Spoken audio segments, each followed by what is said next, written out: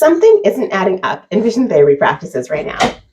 Your patients are getting better, your outcomes are strong, but your practice still feels stuck.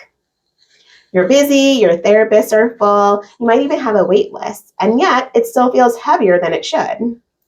Yeah. And I think that's the part that people don't say out loud, because from the outside, everything looks like it's working. But Sure when you're does. in it, Everything looks good. looks good. We're good. We're good. But when you're Don't in pay it attention to the fire behind me. every single day, every day, you feel where it's not. And the reason this matters is because our field is changing. Other providers are stepping into this space. Practices are closing when doctors retire. In just Connecticut alone, I can think of 3 practices that just disappeared. And we're a small state. Exactly, a very small state. And if what you do only works inside your office, it doesn't scale past you. So from the therapy side, you feel it constantly. You're explaining the same things over and over and over again. You're relying on families to hopefully follow through. Fingers crossed. Sometimes they do, and a lot of times they don't. Like when the Brock string's still in the bag. Right. But they do it all the time. Sounds familiar, doesn't it? I've never heard it before. Never heard it. Or they do it halfway. They have mastered those heart chart saccades for the past 12 weeks. Or they forget. Completely. And that's when things start to break down, because what's happening in the office is controlled, but what's happening outside of it is not. Exactly. And you can feel the difference between the patients who carry it through and the ones who fall apart between their sessions. So what do most practices do? They try to grow the traditional way. More therapists, more space, more hours. We've been there. We've done it. There was a time when we had 10 therapists? A lot.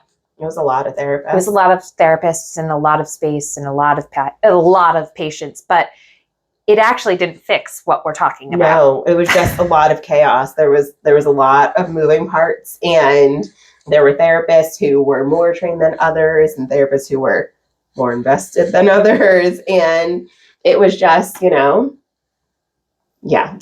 It was hard. And it gives you more of the same problems. Just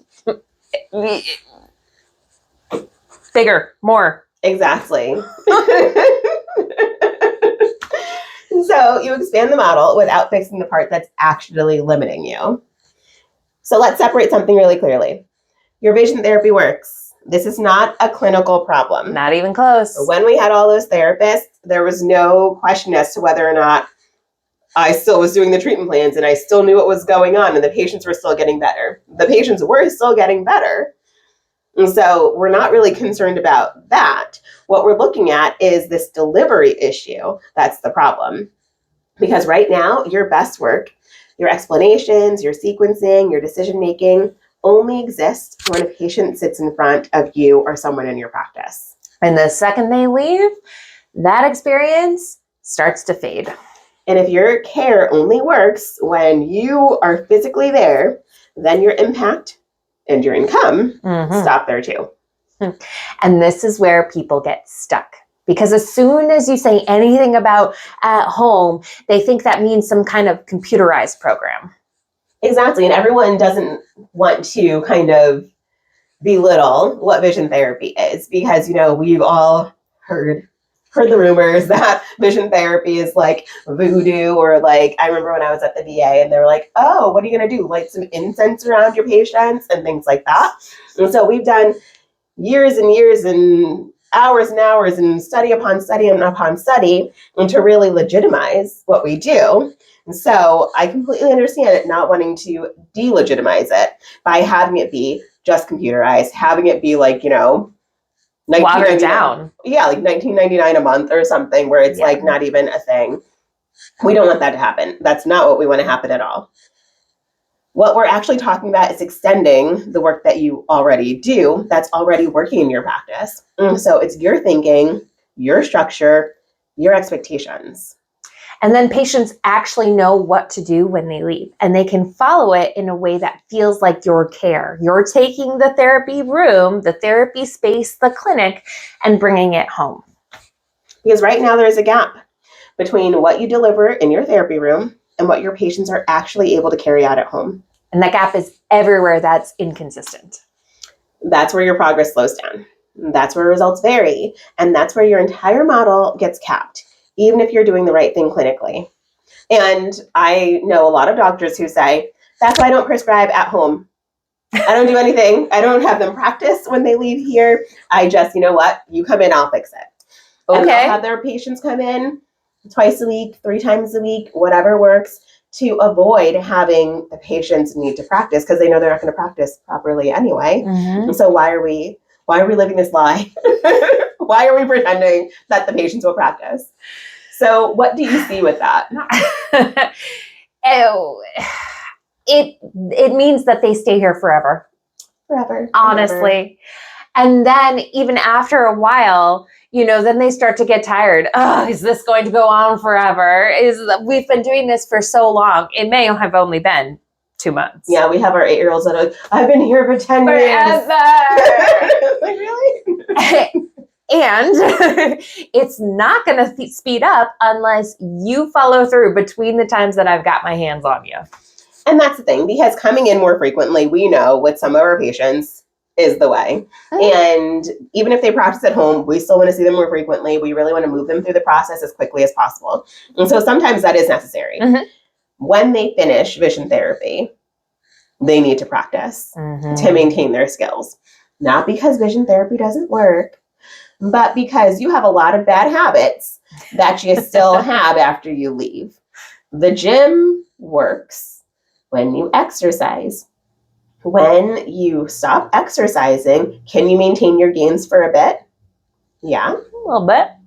But when you start falling back into your chips at midnight, aka reading with covering an eye, reading in bed with a blanket over your head, not taking breaks when you're doing things up close, letting yourself see double and just kind of hanging out there. Why not? It's okay. Leave it alone. I deal with it. Having your hair grow back over your one eye because you love your bangs. All of those things are eating chips at midnight. And all of us know that. And so if our patients fall back into those habits, even if we tell them time upon time upon time not to do that, don't hold your work too close. Like the 20-20-20 rule. And now, I'm hearing the 20-20-20-20 rule. So it's a 4/20s now. Oh, wow. So exactly, do you, whatever. So what's the other 20 though? I don't know. I didn't write that far down. Okay. But I've heard there is a 4/20. There's another 20. Okay. Exactly. So if our patients are doing bad habits and not practicing, we know oftentimes they can regress. We also have those patients who never practiced when they were here, never practiced once they left, and everything's fine. That's magic. Yeah. 10 years later, they come in completely fine. Their twin sister, who practiced the whole time, comes back in. Needs Not some fine. extra. Can't call it.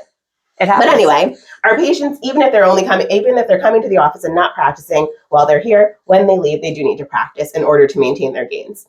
So how are they practicing if they don't know how to practice or if we don't trust them to practice? The way that we do that is we bring our therapy room home. Exactly. So this May, starting next week, we are doing a live series where we're breaking this down step by step. How do you do it? How do you create a program where your patients are getting your instruction, your intellectual property, your special sauce at their homes? And we're not just talking about it, we're going to actually show you what this looks like in real practices, ours and others that we've worked with throughout this country. Exactly. So we're going to cover why most at-home approaches fail, which we kind of already did, what it actually looks like to extend your care, how to structure what you're already doing, and what it really takes to do this well. We've been doing this for a few years now, and our patients are having amazing results. The patients who do it, get it, and they get it done, and they get it done well. And the ones who didn't, we've learned from, and we've modified our programs. And so that when you're creating your own, you don't have to do that. You already start with what works. And learn from our mistakes. Exactly. Learn from our mistakes. Exactly. But if you can really feel this strain in your practice, that disconnect between what you know works and what actually happens outside of your office, you shouldn't ignore that. That's not a fire to let burn.